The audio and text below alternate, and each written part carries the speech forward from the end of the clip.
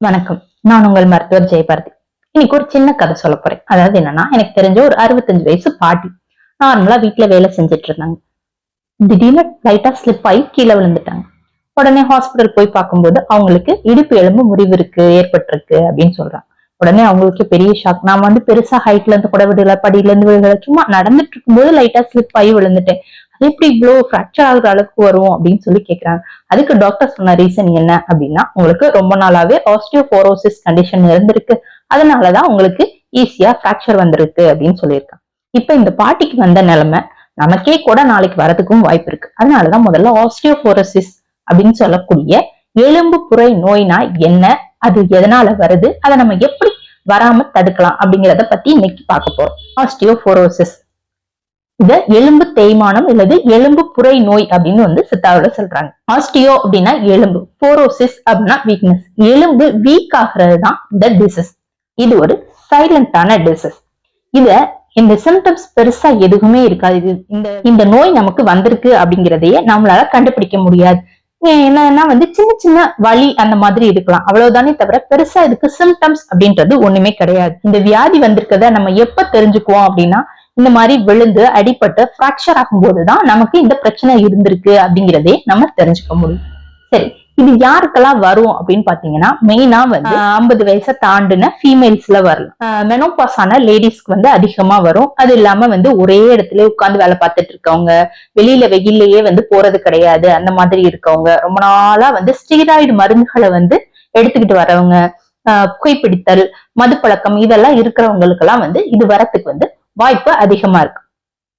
இப்ப என்ன பொறுத்த வரைக்கும் பாத்தீங்க அப்படின்னா, இந்த நோய் எதனால வருது அப்படின்னா, நம்மளோட அலட்சியத்தினாலதான் இந்த நோய் வருது.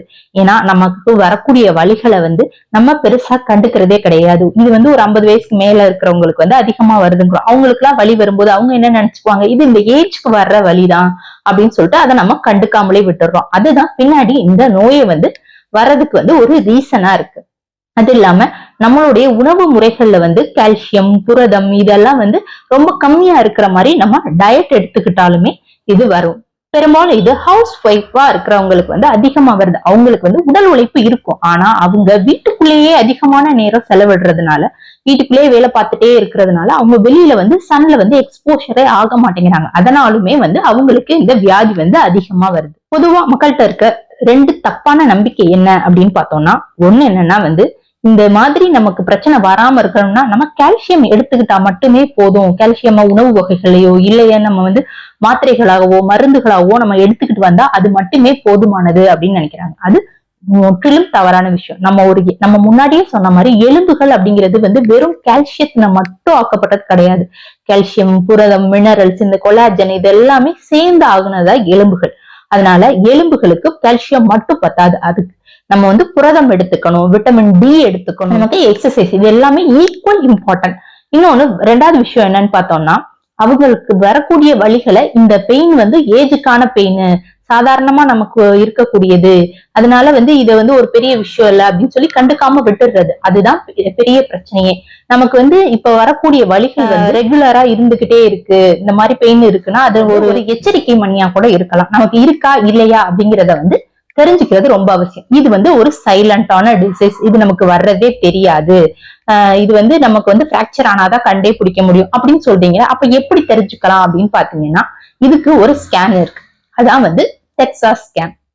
நம்மளோட உடல் எடையை அடிக்கடி பரிசோதித்து பாத்துக்கிறோம். அது எவ்வளவு முக்கியமோ அதே அளவு நம்மளுடைய எலும்புகளோட எடையும் கரெக்டா இருக்கா அப்படிங்கிறத பரிசோதித்து பார்க்கிறது ரொம்ப அவசியமான விஷயம். இதுக்குதான் டெக்சாஸ் ஸ்கேன் அப்படின்னு சொல்றாங்க. இத யாரெல்லாம் பார்க்கலாம் அப்படின்னா, ஒரு 50 வயசுக்கு மேல ஆயிடுச்சுனாவே எல்லாருமே பாக்குறது நல்லது. மெனோபாஸ் ஆன ஃபீமேல்ஸ் பாக்குறது ரொம்ப அவசியம். இல்ல இந்த ஹை ரிஸ்க் இருக்கிற ஆண்களுமே பாத்துக்கிறது ரொம்ப நல்லது. இத நம்ம பார்க்கும்போது எலும்புகளோட அடர்த்தி எவ்வளவு இருக்கு அப்படிங்கிறத கணிச்சு சொல்லுவாங்க. இதை நம்ம பாத்துக்கிறது மூலியமா இந்த மாதிரி பிராக்சர் வராம நம்ம தடுத்துக்க முடியும்.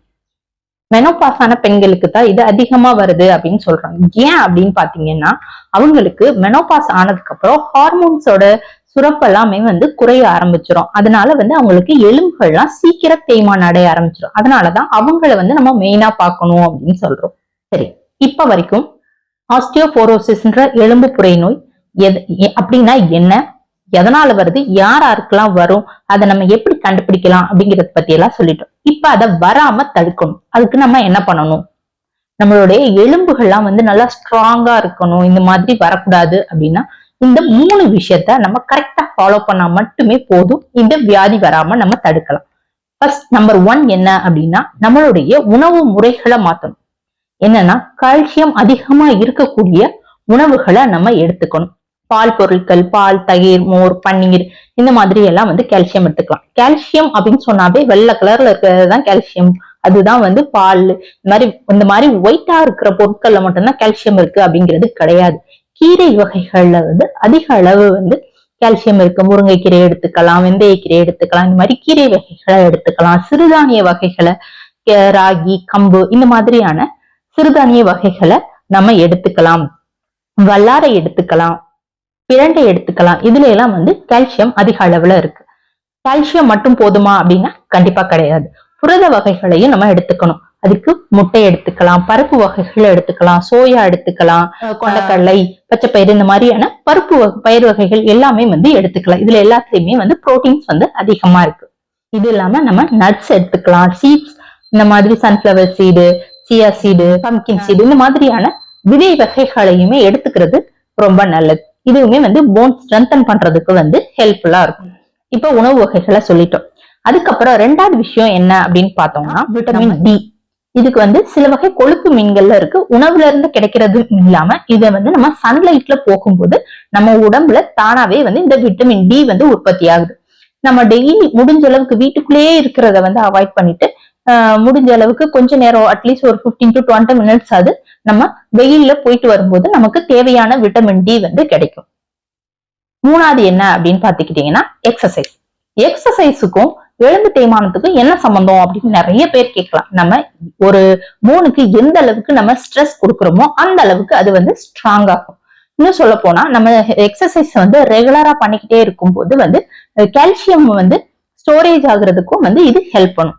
கால்சியத்தை அப்சர்வ் பண்ணவும் யூஸ் முடிஞ்ச அளவுக்கு நம்ம ரெகுலரா எக்ஸசைஸ் பண்ண பார்க்கணும். ஜிம்முக்கு போய் தான் பண்ணணும்னு இல்ல, பிரிஸ்க் வாக்கிங் பண்ணலாம், படி ஏறி இறங்கலாம், சின்ன சின்ன வேலைகளை நம்ம செய்யலாம். ஒரு பளு தூக்குதல், வெயிட் பேரிங் எக்ஸசைஸ் பண்ணலாம், ரெசிஸ்டன்ட் எக்ஸசைஸ் பண்ணலாம். உங்களால என்ன வகையான எக்ஸசைஸ் முடியுமோ அந்த அளவுக்கு நம்ம எக்ஸசைஸ் பண்ணணும். இது ஒரு தடுக்க முடியாத நோயா அப்படின்னு கேட்டீங்கன்னா கண்டிப்பா கிடையாது.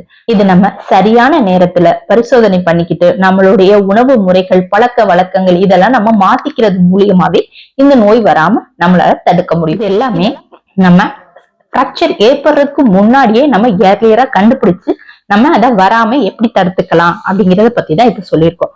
ஒருவேளை நம்ம பிராக்சர் ஆகுறதுக்கு முன்னாடி நம்ம ஸ்கேன் பார்த்து கண்டுபிடிச்சிருக்கோம், நம்மளுடைய போன் டென்சிட்டி கம்மியா இருக்கு அப்படின்னு நம்ம கண்டுபிடிக்கும் பட்சத்துல நீங்க ஒரு தகுந்த சித்த மருத்துவரை அணுகி, சித்த மருத்துவர்ல இது சம்பந்தப்பட்டு நிறைய மெடிசின்ஸ் இருக்கு. வல்லாரை சேர்ந்த மருந்துகள் இருக்கு, குகுளு மருந்துகள் இருக்கு, இந்த மாதிரியான மருந்துகள் நிறைய இருக்கு. அத ஒரு சித்த மருத்துவருடைய அறிவுரையின்படி நம்ம அதை சாப்பிட்டு வரும்போது நமக்கு அதுக்கு நல்ல கியூர் கிடைக்கும். இந்த வீடியோ உங்களுக்கு பிடிச்சிருந்துச்சுன்னா லைக் பண்ணுங்க, சப்ஸ்கிரைப் பண்ணுங்க, உங்க ஃப்ரெண்ட்ஸ் அண்ட் ஃபேமிலிக்கும் ஷேர் பண்ணுங்க. நன்றி, வணக்கம்.